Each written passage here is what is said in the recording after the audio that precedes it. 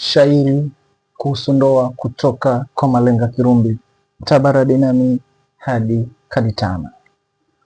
Moja nitawaambia, kichwani lanoumiza, hadi ninajililia, machozi yanidokeza.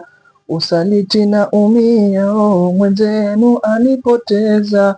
Ndoa ni uvumilivu na kutendea na wema. Ewe mume wa fulani, nisikize kwa makini.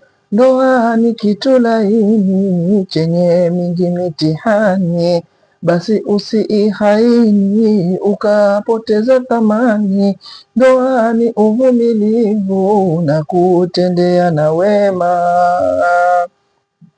Mke ni kama johari, hawezi akawa dufu. Uishi naye vizuri, naye atakusarifu. Umlinde na hatari, adumu kuwa nadhifu. Ndoa ni uvumilivu na kutendea na mema.